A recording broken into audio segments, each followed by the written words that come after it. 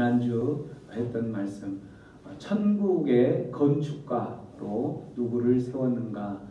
오늘은 2부로 천국의 건축가 하겠습니다. 2부 31장 말씀.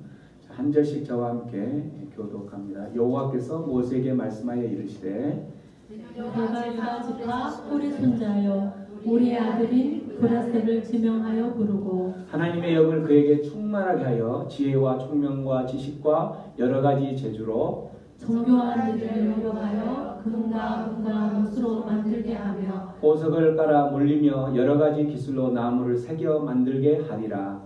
내가 또 한 지파 아히사막의 아들 오홀리압을 세워 그와 함께 하며 지혜로운 마음이 있는 모든 자에게 내가 지혜를 주어 그들이 내가 내게 명령한 것을 다 만들게 할지니 곧 회막과 증거궤와 그 위에 속죄소와 회막의 모든 기구와 사수와 그 기구와 순금 등잔대와 그 모든 기구와 분향가구와 번제단과 그 모든 기구와 물두멍과 그 받침과 제사직을 행할 때에 입는 정교하게 짠 유복옷 제사장 아론의 성의와 그의 아들들의 옷과 함께 읽습니다. 관유와 성소의 향기로운 향이라 무릇 내가 내게 명령한 대로 그들이 만들지니라. 아멘. 우리는 지금 계속 광야 40년 기간 중에 시내산 근처에서 11개월 체류하는 중간에 하나님께서 이스라엘 백성들을 어떻게 훈련시켰는지 이 부분들을 보고 있습니다.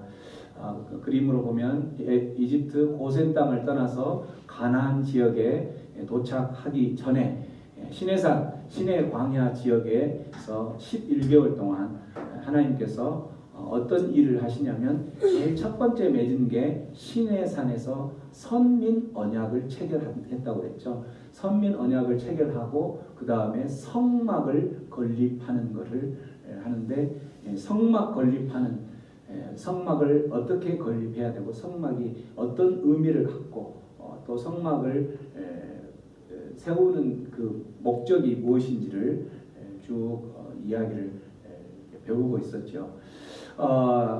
보는 것처럼 성막은 이렇게 그림을 그려졌었죠. 성막은 성소와 지성소 그 공간을 두고 앞에 이렇게 이제 나누어지는데 이 성소와 지성소에 바깥뜰이 있고 울타리가 있고 그렇게 되죠. 성막이 의미하는 것은 지난 시간에 배웠던 것처럼 성막하면 머릿속에 바로 떠오르는 것보다 예수 그리스도의 십자가에 못 박힌 피 흘리신 예수님의 십자가에 못 박힌 모습, 이거를 이 성막을 통해서 모든 걸 소개를 하고 있다. 그래서 결국은 성막이 의미하는 것은 예수 그리스도의 희생을 통해서 하나님께서 우리를 구원했던 그 구원 사건을 성막을 통해서 다 보여주고 있다라고 이야기를 했었죠. 그래서 이제 네 가지를 지난 시간에 배웠었는데 성막은 하나님의 임재를 상징한다. 성막은 순종을 요구할 뿐만 아니라 헌신을 요구하고 성막은 그 자체를 보면은 예수 그리스도의 구원의 메시지가 함축되어 있는 것을 의미한다라고 이야기를 했었죠. 그래서 그 성막이 지어지는 하나님께서 만들려고 하는 모습을 통해서 우리가 알 수 있는 것은 제일 안쪽에 지성소부터 시작해서 그 다음에 성소를 짓게 하고 그 다음에 바깥쪽에 있는 물두멍과 번제단 이거를 지은 모습이 바깥쪽에서부터 이렇게 지으라는 모습의 의미가 우리가 이제 그 제일 안쪽 지성소가 하나님을 만나는 장소라고 했는데 하나님을 만나서 하나님의 은혜와 사랑이 흘러내려오는 그 방향이 우리가 구원을 받고 그러한 은혜를 입는 것이 우리가 잘나서가 아니라 철저하게 하나님의 은혜로 하나님으로부터 우리는 어떠한 상태였을 때 우리는 죄인 되었을 때에 하나님은 그 구원 사건을 펼치셨다는 거죠. 죄인 된 그 모습에 누구를 통하여서 하나밖에 없는 예수 그리스도를 십자가에 못 박히는 그 구원 사건을 통해서 하나님께서 우리를 향한 사랑을 확증시켰다고 그렇게 이야기했죠. 그 자체가 바로 성막에서 보여주는 의미였다. 그래서 성막은 구원의 메시지, 누구를 통하여 예수 그리스도의 십자가에 달리신 예수 그리스도의 그 모습을 통한 구원의 사건을, 구속의 은혜를 보여줄 뿐만 아니라 예수 그리스도를 통하여서 우리에게 구원시키신 하나님의 그 사랑을 우리가 여기서 이제 깨달을 수 있는 것이다라고 이야기하면서 은혜와 은총을 우리가 발견할 수 있는 것이 성막이었다라고 이야기했었죠. 그렇게 하면서 성막을 지을 때에 총지휘관으로는 하나님이, 그리고 누구를 통하여서 여러 많은 동역자들을 통하여서 했는데, 그 동역자들이 하나가 되어서 이 성소를 지어가는데 이 동역자들이 연합하고 또 동력하는 그 모습을 통하여서 이루었다라고 우리가 지난 시간에 다 기억나죠? 기억 안 납니까? 기억날 거라고 생각하고 3분 안에 지난 시간 그 리뷰를 하려고 여기까지 왔습니다. 그래서 이제 그렇게 세워진 사람들이 모이는 장소가 교회라고 그랬죠. 교회를 그래서 결국은 성막을 세우는, 하나님께서 세우는 그 모습은 교회를 세우는 거고 천국을 세우는 것이다. 그래서 천국을 세우는 그 사람들을 이 사람들을 통해서 이제 함께 짓는데, 어디 안에서? 예수 그리스도 안에서 함께 지어져 가느니라라고까지 우리가 지난 시간에 배웠었죠. 어떤 모습으로? 연합과 동역의 관계로. 자, 오늘은 그 조금 더 구체적으로 부살렐, 하나님과 이 많은 사람들이 연합해서 하는데 그 중에서 부살렐과 오홀리압이라는 이 두 사람을 조금 더 자세히 들여다보면서 하나님께서 이 성막을 통해서 우리에게 전해주고자 하는 영적인 의미가 무엇일까를 한번 은혜를 받는 시간이 됐으면 좋겠습니다. 부살렐이라는 사람을 통해서 하나님께서 이제 교회를, 천국을 건축을 하시는 거죠. 이 부살렐을 건축하는데 부살렐의 배경을 설명을 하기를 2절에 보면 어떻게 배경을 설명하고 있어요? 2절 한번 읽습니다. 시작. 내가 유다 지파 홀의 손자여 우리의 하나님 부살렐을 지명하여. 첫 번째로 부살렐을 소개할 때 어디 지파 사람이라고 하냐면 유다 지파 이렇게 하죠. 부살렐을. 자, 유다 지파 하면은 이제 신앙생활 조금 했던 사람들은 유다 지파 하면은 바로 그 지파는 어떤 지파라고 바로 아냐면은 왕족이다 이렇게 할 수 있어요. 다윗 왕이 유다 지파고 또 예수님을 부를 때 다윗의 자손이여라고 이렇게 하면서 외치죠. 그런 것처럼 유다 지파 하면은 왕족을 말하는 거죠. 그 다음에 훌의 손자라고 이렇게 소개하고 있죠. 훌의 손자. 훌 하면은 여러분들이 생각나는 사람이 누구예요? 훌 하면 생각나는 사람? 이쪽으로 하면 답이 나올 것 같은 생각이 드는데 모세가 생각나죠. 모세. 생각이 나면은 여기 오기 전에 분명히 다른 데서 신앙생활 했다는 소리.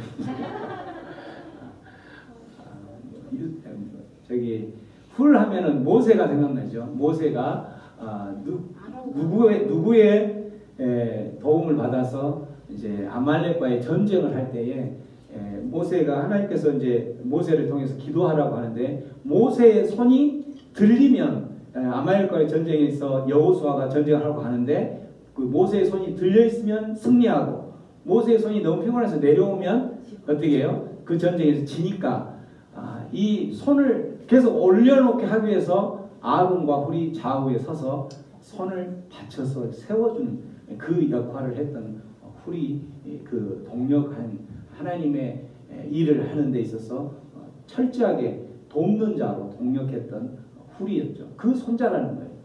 그 다음에 또 누구의 아들로 소개하냐면 우리의 아들 이렇게 되어 있죠. 우리라는 뜻은 이제 그 히브리 말로 우르라는 뜻인데, 이 뜻은 이 뜻이에요. 빛 대신 주님을 나의 주님이라 섬기는 자라는 뜻이에요. 우르가. 그러니까 부살렐의 아버지는 빛 대신 주님을 나의 주님이라고 섬기는 그렇게 믿음이 아주 뛰어난 사람이라는 거죠. 한마디로 이런 사람인 부살렐을 지명하여 불렀다. 무슨 말이에요? 믿음의 명문 가문의 사람을 불렀다라는 거죠. 여기서 저는 이제 여기까지만 했을 때는 이 상태를 보고서 하나님께 부르심 받고 택함 받은 사람은 저렇게 왕족이고 또 정말 믿음에서 뛰어난 사람의 자손이 아니고서는 택함 받을 수 없구나라는 그런 실망감 가운데 들어갈 수가 있겠죠. 그죠? 우리 아들. 근데 이런 상황 가운데서 보면서 정말 지명하여 불렀다고 했는데 지명하여 부른 이 모습을 보면서 우리는 금수저로 태어나지 않으면 가망 없구나 이런 생각이 들죠. 맞죠? 금수저 아니면 하나님께 부름받도 못하고 지명받지 못하겠구나 이런 생각이 드는 거죠. 그래서 제가 이 설교를 준비하면서 도대체 이걸 어떻게 풀어가야 할까 이렇게 고민하다가 정말 금수저 아니고서도 분명히 하나님께서는 우리 부살렐을 불렀을 것인데 하고 연구를 하다 보니까 부살렐이라는 이름을 연구를 하게 했어요. 부살렐이 무슨 뜻이냐면 그 부살렐을 통해서 이제 불러서 결국은 이 일들을 하게 했던 거죠. 이 부살렐이라는 이름이 어떤 뜻을 갖는가 이렇게 봤더니 부살렐은 이 뜻이에요. 하나님의 그늘 아래 있는 자라는 뜻이에요. 하나님의 그늘 아래 있는 자. In the shadow of God. 하나님의 그늘에 있는 자, 하나님께 붙잡혀 있는 자 이런 뜻이라는 거죠.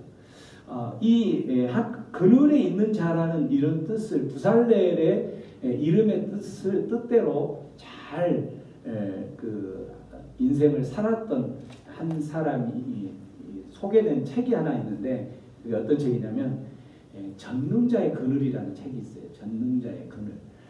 이 책은 2000년도, 2002년도 이 시기에 대한민국에서 믿음이 굉장히 대한민국에 부흥이 있을 그래서 선교 한국 뭐 이렇게 하면서 전 세계를 향하여 나아갈 때 선교 한국에서 추천하는 선교 책 중에 하나였어요.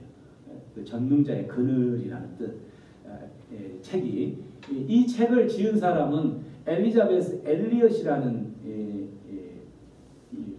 부인인데 이 부인 엘리자베스 엘리엇은 어떤 사람이냐면 짐 엘리엇이라는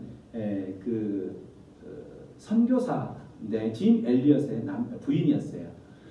근데 이 전능자의 그늘의 주인공이 짐 엘리엇인데 짐 엘리엇이 1950년경 우리나라 6.25 시적이죠. 1950년경에 에콰도르에 있는 그 아우카 부족이라는 살인 거의 이제 식인 형태처럼 사람 먹지는 않지만 어쨌든 살인을 너무 잘한다 해서 살인 부족이라고까지 할 수 있을 그 밀림으로 이 짐 엘리엇이 나머지 네 친구들과 함께 젊은 선교사로 그곳에 선교를 하러 떠나는 거죠.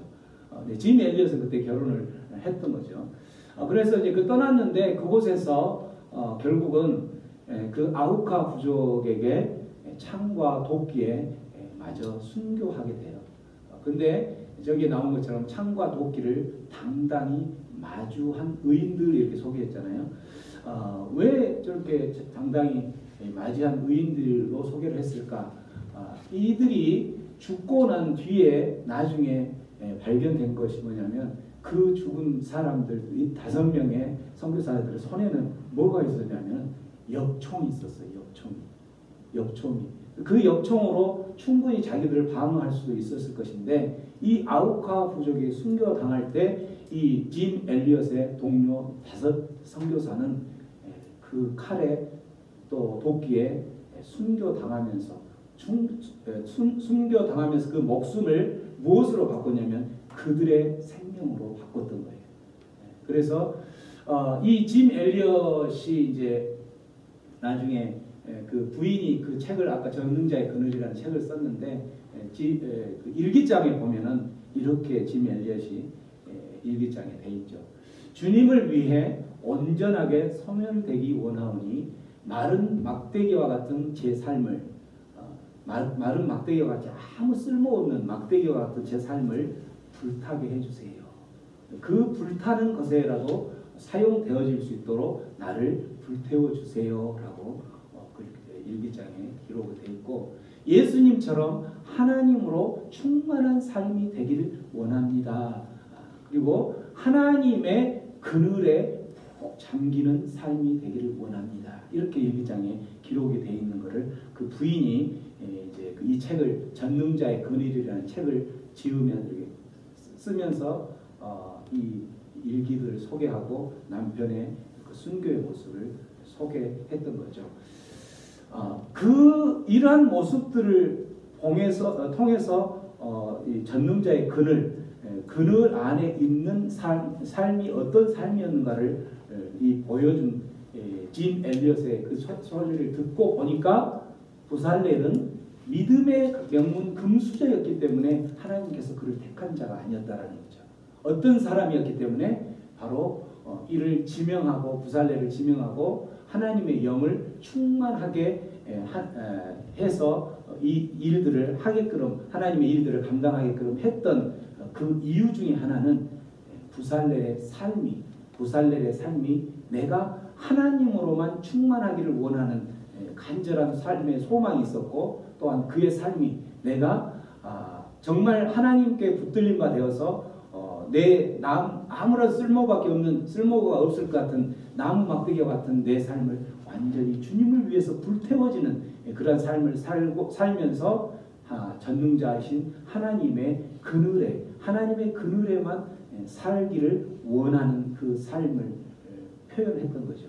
그러한 삶을 살기를 원하는 뜻이 부살렐이 전능자의 그늘 아래 사는 자라는 뜻이기 때문에, 그래서 부살렐을 하나님께서는 지명하여 불렀던 거예요.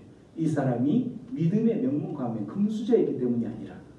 그래서 이 부살렐의 모습을 통하여서 우리들이 알 수 있는 것은 뭐냐면,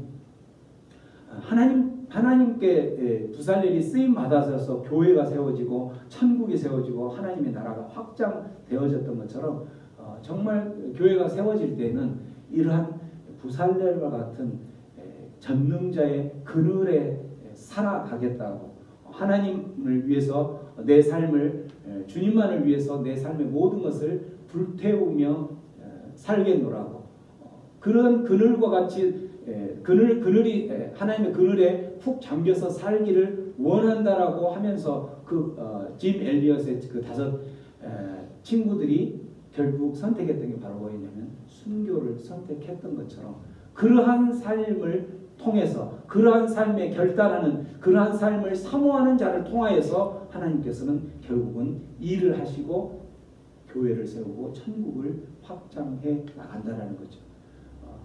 금수저를 택하는 것이 아니라. 또한 그 다음에 이제 오홀리압을 하나님께서 붙이시는데, 오홀리압은 어떤 사람이냐면 정교한 장막을 깃는 일을 하는 사람. 오홀리압이라는 뜻은 장막의 아버지 또는 아버지의 장막, 이런 뜻이에요. 그 말은 무슨 말이냐면 오홀리압의 집안은 대대적으로 장막을 깃는 그 집이었다라는 거죠. 근데 그 장막을 깃는 그 상황 가운데에서는 장막을 그냥 아무나 짓는 것이 아니라 정말 장인 정신이 있는 사람이 지어야 돼요. 정교한, 이렇게 제가 표현을 해놨죠. 장인 정신이 있는 사람, 그 대대 집안에 있는 사람들은 대부분 우리 세상 가운데서 볼 때 어떤 장인 정신이 그런 사람들의 성격을 보면은 어떤 사람이냐면 굉장히 외골수적인 성격이 많죠. 어떤 음악가나 어떤 뭐 미술가나 어떤 이런 사람들 보면은 성격이 참 독특한 사람들이 많아요. 외골수적으로 뾰족한 그런 모습. 근데 이 오홀리압은 정교한 이 장막을 짓는 데 있어서 굉장히 동력하고 협력하는데 탁월한 사람이었다. 그 협력하는데 그 6절에 보면 단지파 아히사막의 아들 오홀리압을 세워 그와 함께 여기서 그는 부살렐이죠. 그와 함께 해서 그 일들을 감당하게 했다고 성막 전체를 짓게 만들고 그 다음에 부살렐을 또 누구를 붙이냐면 지혜로운 마음이 있는 모든 사람, 지혜로운 마음이 있는 모든 사람을 해서 부살렐을 이렇게 했다는 거죠. 여기서 오홀리압을 그와 함께 하게 했다는 의미에서 우리가 찾을 수 있는 건 뭐냐면 그러한 장인 정신을 가진 사람은 대부분 함께 어울리지 못해. 대부분 자기 혼자 잘나고 자기의 어떤 그 독특한 그것 때문에 연합하지 못하는 그런 게 있는데 오홀리압은 분열과 다툼이 아닌 그가 가는 그곳에 피스메이커 역할을 감당했다라는 거죠. 이러한 사람들을 통하여서 하나님께서는 하나님의 나라 교회를 건강하게 세워갔다라는 거예요. 이 모습들을 통하여서 우리가 깨닫고 결단해야 될 모습 중에 하나가 뭐냐면 저와 여러분들도 하나님께 쓰임받기를 원하죠. 그죠? 하나님께 쓰임받기를 원하고 교회를 건강하게 튼튼하게 세워지는데 내가 그 일꾼으로 기둥으로 사용되어지기를 원하는데 그렇게 교회에 쓰임받고 천국의 건축가로 사용되어지기를 원한다면 첫 번째가 바로 이러한 삶을 살아야 된다는 거죠. 하나님의 그늘에 살기를. 세상에 우리가 이제 흔히 그 여자는 남편 그늘에 살면서 행복하게 살면 되지 하면서 그 남편 그늘 이렇게 표현을 많이 하죠. 우리가 살 때 어느 그늘에 살 때 가장 행복할까? 남편 그늘에 잘 만나서 살면 잘 편하다. 또 부모의 빵빵한 재력이 있는 부모 그늘에 살면 잘 산다. 이렇게 돼 있죠. 엊그제 우리 삼성에 큰 별이 한 분 이제 운명하셨죠. 아버지 덕에 지금 현재 있던 그 아들은 재산이 무슨 60조인가 몇 조인가 된다고 그래요. 그 60조라는 크기가 어느 정도인지 제가 알지 못하겠는데 그 사람은 어느 그늘에 있으니까 그렇게 행복한 거예요. 부모의 그늘에. 그렇죠? 근데 중요한 것은 그 60조라는 것도 하루아침에 날아갈 수 있는 거예요. 하루아침에. 부모의 그늘, 남편의 그늘, 이 그늘은 영원하지 않아요. 그렇기 때문에 이 성경에서 말할 때 정말 네가 복된 인생을 살아가고 싶으냐? 그렇다면 그러한 세상적인 그늘이 아니라 하나님의 그늘에 있으라는 거예요. 하나님의 그늘. 그 하나님의 그늘에서 누리는 복이 정말 참된 복이고 영원한 복이 된 것이지 세상 그늘에서 그 순간에는 정말 좀 풍족하고 만족스러운 것 같지만 그것은 하루아침에 날아가는 거죠.